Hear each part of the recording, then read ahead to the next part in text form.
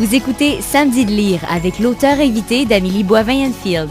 J'ai toujours accompagné dans mon auteur invité de cette semaine, Lindsay Jacques Dubé. Et Lindsay, j'ai lu 5 livres cette semaine que j'avais envie de te faire découvrir. Et on va un peu rester dans la même veine que les filles de Caleb. Je vais te présenter le livre La dérive des jours de Jonathan Godet. Alors, Jonathan Godet nous présente son tout premier ouvrage. Alors, ça se passe pendant la période des foins. Alors, peut-être que toi, tu connais un peu plus cet environnement-là. L'agriculture dans ton coin de pays, est-ce qu'il y en avait pas mal?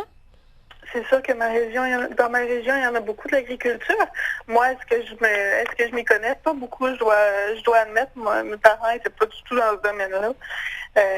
Par contre, c'est sûr que comme on le disait un petit peu plus tôt, j'aime beaucoup les romans d'époque, surtout sur le Québec. Donc, c'est souvent un thème qui revient, c'est souvent un environnement qui revient. Donc, ça devrait me plaire du moins plus. Mais ça se passe dans le fait, justement, la période des foins, il fait super soleil parce que pour faire les foins, il faut qu'il fasse beau à l'extérieur. Alors, le père et le fils sont au champ. La fille du couple garde les enfants chez les voisins en attendant que les parents soient de retour pour aller donner un coup de main par la suite à sa famille. Et la mère va arriver, comme souvent, ça arrive dans les fermes. Elle va arriver avec le lunch, alors avec de l'eau, de la nourriture pour nourrir les deux hommes. Il va se produire un événement majeur, dont une inondation qui va inonder tout le terrain, tout le champ au complet. Et la famille va devoir se réfugier pour se protéger parce que l'eau va monter vraiment très, très haute jusqu'à enterrer des tracteurs. Voyons. Alors, c'est un roman catastrophe. L'auteur a réussi à nous faire réaliser à quel point une famille de fermiers, lorsqu'il se passe une inondation, dans ce cas-ci, c'est assez catastrophique. Là, on peut difficilement s'imaginer que ça peut arriver pour vrai, mais à quel point toute cette famille-là va tout perdre. Et c'est un roman sur la lenteur avec un rythme très, très lent, de belles descriptions très touffues. On voit bien les images et j'étais très surpris de voir que c'était un premier roman, à quel point c'est bien écrit ce roman-là, La dérive des jours. Oh, wow! Alors, je rappelle le nom de l'auteur, c'est Jonathan Godet. On va aller un peu plus dans quelque chose, je crois, que tu vas aimer, de la chick lit. Alors, tu dois sûrement connaître l'auteur Madeleine Wickham, alias Sophie Kinsella. Absolument. Alors, elle nous présente cette fois-ci un dimanche au bord de la piscine. Et c'est l'histoire d'une famille, la famille Delaney, qui chaque année organise dans sa petite communauté. Alors, c'est une famille très, très riche là-bas. Ils organisent un événement où tout le monde peut aller se baigner et profiter du jardin pour amasser des sous pour une bonne cause. Et à chaque premier dimanche où c'est la première fois de l'année, on peut vraiment se baigner. Il fait assez chaud pour qu'on puisse se baigner. Et là, il y a deux petites filles, Amélia et Cathy, qui sont âgées de 9 et 7 ans. Elles ont très, très hâte de pouvoir aller se baigner. Ça fait plusieurs années que ses parents les amènent à cet événement-là. Et lors de cette fameuse journée-là, Cathy va faire une terrible chute du plongeon de la piscine et elle va se retrouver dans le coma. Alors, on se demande dans ce roman-là qui est responsable de l'accident de la fillette. Est-ce que c'est les parents qui sont en instance de divorce, qui cessent de chicaner sans arrêt et qui n'ont pas bien surveillé les filles dans la piscine? Ou est-ce que c'est la famille Delaney qui n'ont jamais changé leur plongeon qui est là depuis 20 ans?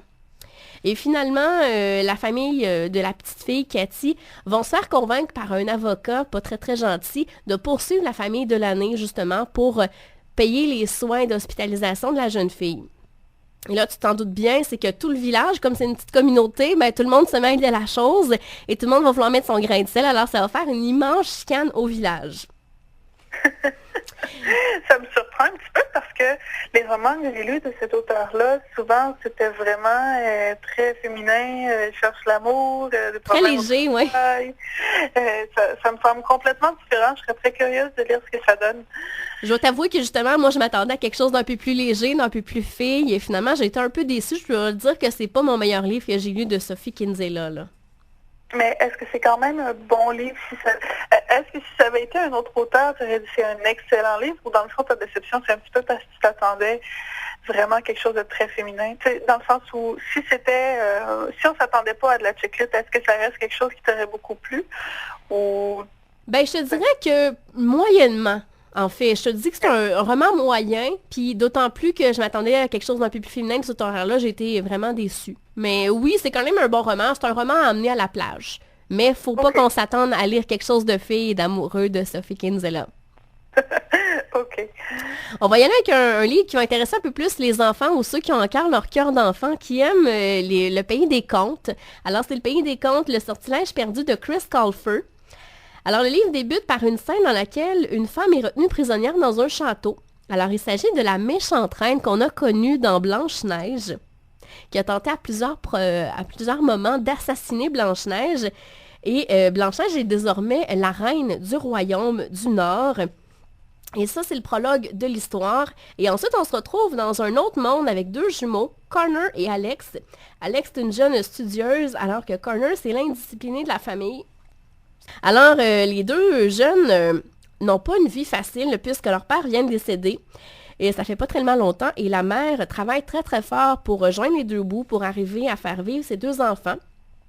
Et lors du 12e anniversaire des deux jumeaux, leur grand-mère va leur offrir un beau livre de contes, des histoires que leur père leur racontait lorsqu'ils étaient plus petits. Et le livre est très spécial puisqu'il va finalement amener les jumeaux dans le pays des contes où ils vont croiser vraiment tous les gens qu'on retrouve dans les contes. Mais la seule chose, c'est on se demande est-ce qu'ils vont réussir à rentrer à la maison après leur passage dans le pays des contes. Alors, comme je te le disais, c'est vraiment un livre très, très mignon pour les gens qui aiment les contes. Et c'est le premier livre de la collection. Et Chris Colfer, je ne sais pas si tu le connais, mais les jeunes qui écoutent Glee doivent le connaître parce que c'est un des personnages principaux de la série Glee. On est maintenant rendu, Lindsay, au 4e roman. C'est Les anges meurent de nos blessures de Yasmina Khadra. Je ne sais pas si tu connais cet auteur-là. Elle a écrit entre autres L'Attentat qui a remporté plein de prix. Alors c'est un auteur algérien et l'histoire se déroule entre les deux guerres en Algérie avec un homme qui va se faire appeler Tourambo. Alors c'est un boxeur qui échappe à la misère grâce à ses coups foudroyants et on va apprendre avec lui beaucoup de choses sur l'Algérie de cette époque-là lorsqu'il était encore annexé à la France. Moi je ne savais pas que l'Algérie avait déjà été annexée à la France à cette époque-là. Et Tourambo va faire tomber les préjugés sur les Arabes, sur les femmes. C'est un beau roman. Yasmina Khadra écrit toujours des romans fabuleusement bien écrits. C'est sûr que des fois, il utilise des mots qu'on ne connaît pas. Alors, il faut qu'on sorte nos dictionnaires ou sinon, on peut continuer à lire et essayer de comprendre quand même. Mais moi, j'adore cet auteur-là. Je trouve qu'il écrit magnifiquement. C'est sûr que c'est lourd. Il ne faut pas s'attendre à un roman léger lorsqu'on lit du Yasmina Khadra, là. Et on va terminer avec mon roman que j'ai préféré cette semaine. Tu as sûrement regardé le film ou lu le livre Le diable s'habille en Prada. Absolument. Et là, l'auteur nous revient avec Vengeance en Prada, le retour du diable de Lauren Weisberger.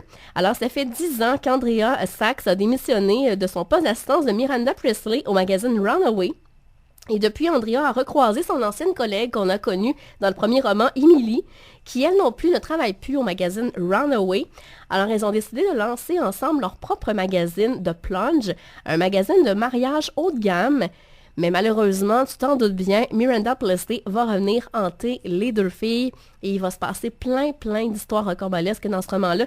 J'ai vraiment adoré, je l'ai lu en à peine 2 jours ce roman-là, un très bon divertissement et surtout pour les gens qui ont aimé le premier roman, c'est vraiment un incontournable à lire, là. Ça, c'est noté. Ben, si tu veux bien, Lindsay, on se reparle dans les prochains instants pour déjà la conclusion de l'émission. Parfait.